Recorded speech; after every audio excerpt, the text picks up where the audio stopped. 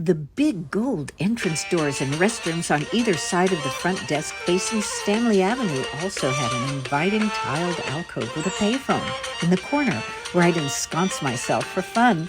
I'd watch the waiters take long strides crossing the marble quad while imagining calls to Cairo or Fez or anywhere with fabulous live music instead of my cassette tapes.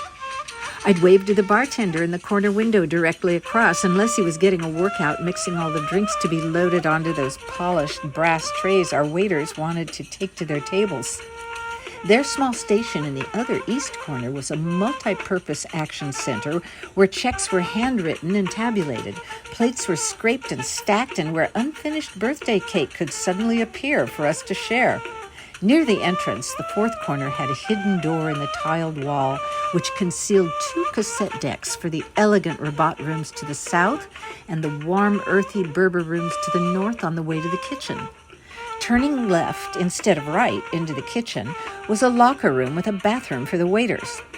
Pierre had also put a separate bathroom for the manager and hostess in the blueprints, yet no dressing room.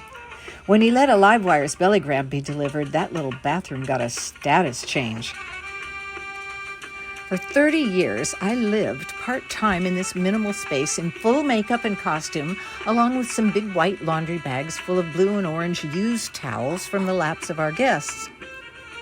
In winter, when freezing between sets on slower nights, I longed to bring a little heater or heating pad, but there was no outlet, not even in the base of the dim light over the medicine cabinet mirror above the tiny sink.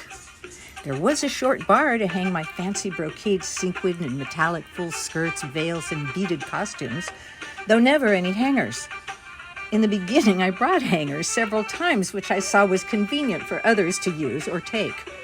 So I draped my costumes over that bar for years, until one night, I entitled myself to an upgrade and defiantly screwed in a 2-prong hook that faithfully served not only me, but all the dancers that worked there until those gleaming brass doors finally closed. Imagine that night when Molly Morgan performed the last set, packed up, and had the presence of mind to remove that hook and frame it for me. If it was slow and I wanted a snack, I'd go to the kitchen for fresh bread and get grapes in the walk-in refrigerator, then retreat to the privacy of my office and lock the door. If I was bored, I cleaned the sink, polished the mirror, and wiped the black smudges off the wall where we dancers clearly enjoyed bracing our feet while seated. I sometimes brought the new Habibi or Mecca News to read, and occasionally our nice manager, Cliff, and the waiters would crave pizza or ice cream and send me out to get it. On busy nights, there was no time for a makeup check or even water, unless he told me not to dance until the first seating left.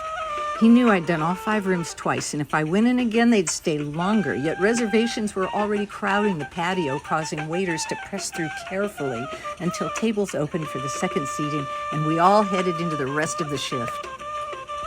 In 1981, I began with Wednesday through Sunday, and over 8 years probably did about 2,000 nights. I was also teaching for community services at LA City College, plus my home studio classes, along with bellygrams for Livewires and private parties because Bellydance was like wildfire. So by 1989, I dropped Wednesdays and shimmied through another 1,000 nights over the next 5 years, adding video production plus music and dance travel. Around 1994, I let go of Thursday and really enjoyed my 3 nights a week for the next several years and another 1,200 nights or so until Pierre added a second Saturday dancer around 2002, and this meant waiting around instead of dancing, which was all I wanted to do. I gave the coveted Saturday night to another dancer and was happier booking more Saturday night jobs with live music and other dancers, plus customizing shows for caterers and agents from Beverly Hills to Palm Springs and lots of Hollywood parties.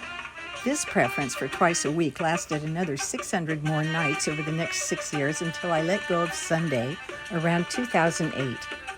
Those next 3 years and another couple hundred nights were perfect, especially my Fab Friday dinner showcases every month with the privilege of inviting my students and other dancers to perform and have photos in that lavish, beautiful Moroccan setting. When I left in 2011, I was looking back at 30 years and about 5,000 nights. It was glamorous exhaustion that toned every muscle and taught me to entertain our diverse audiences with class and charisma while mesmerizing them with the extraordinary technique and sensuous grace of Rakshaki.